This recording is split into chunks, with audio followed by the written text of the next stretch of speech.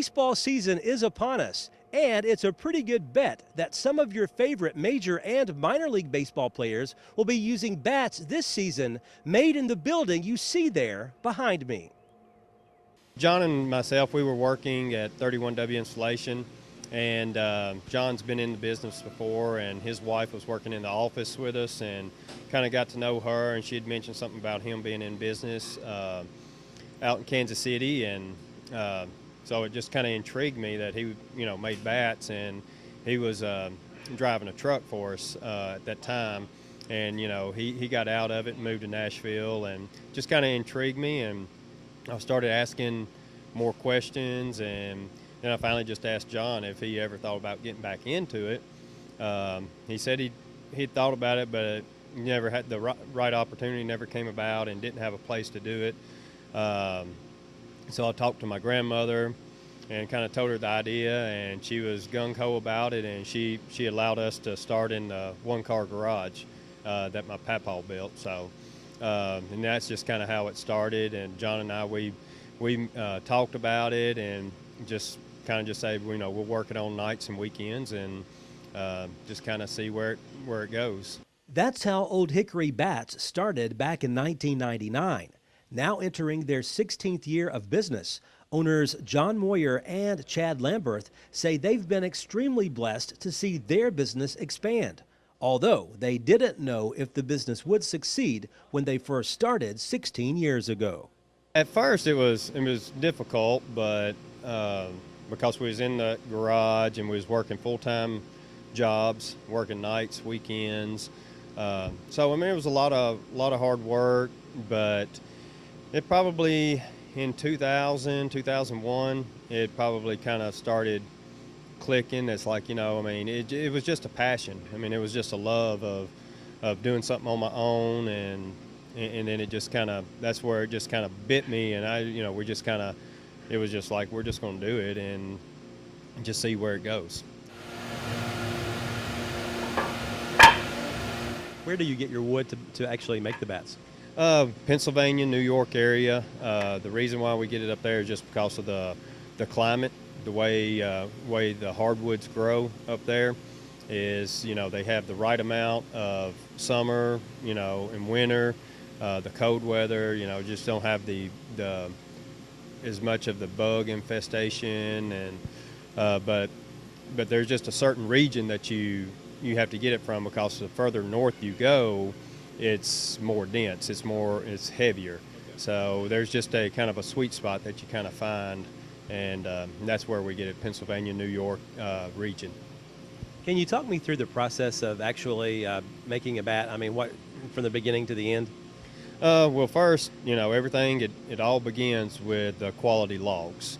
Back up in Pennsylvania and New York is, we're pretty particular as in what we buy, as in the logs, because with it being a natural resource in wood, it's just, you don't know what you're going to get, so you kind of have to start with the highest quality log, and then once we split and turn it, the process up there in Pennsylvania, split and turn the billets, then we dry it, and then once it's dried, it's regraded and sent to us.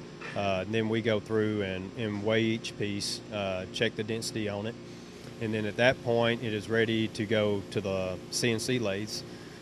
So it'll probably take about a minute to cut on the CNC lathe, which is a lot different than what John and I started out with. But then after that point, it'll be ready for sanding, and after sanding, it's ready for the finishing. We have two steps in the finishing department. We get its first coat one afternoon, let it dry overnight, and then the next day it's ready to be logoed, and then the clear coat on top of it, and let it dry again overnight. And then the next step is laser engraved, the model, player's name, cup, and then we're ready to bag and box it and ship it out the next day. You have some pretty high profile clients too, don't you? Yes, we do. Of course, Mike Trout is the biggest one, which is just a blessing to our company. Kind of met him, or he started using them in high school when he was playing in wood bat tournaments, So we was blessed to get him, and then we got Matt Holliday, got Paul Goldsmith with the Diamondbacks, and quite a few players throughout, Major League Baseball and minor league baseball. Is any day at work ever a bad day, or is it pretty much a good every day you come in?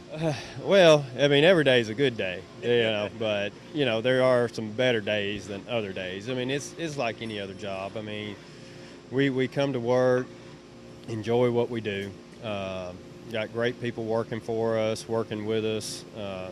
So it's not a awful day, but there are some days that are better than others. But it's in any type of work, any business. You're going to have good days. You're going to have some rough days, some days you scratch your head, but no, every day is a good day.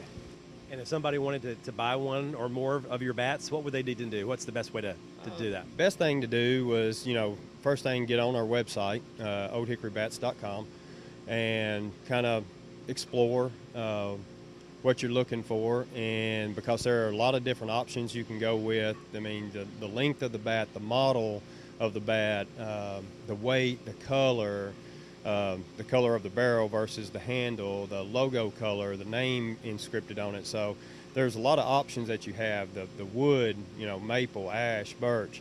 So that would probably be the best thing to do. But most baseball players that are using wood bats kind of have an idea kind of what they want, but it's a little bit more information on the website, as in what we offer, as in options. I mean, we offer anything from completely customized bats to kind of stock bats. So, I mean, that would be the first place to start. Lamberth says whether you're a major leaguer or a high school player, a good bat is critical to a hitter's success. Just like solid, hardworking employees who care about what they do is critical to any success a business might have. And considering Old Hickory Bats ships out about 800 bats each week, I think it's fair to say this company is a huge success 16 years into the game. Reporting from Goodlettsville, Barry Hyatt, NCTV.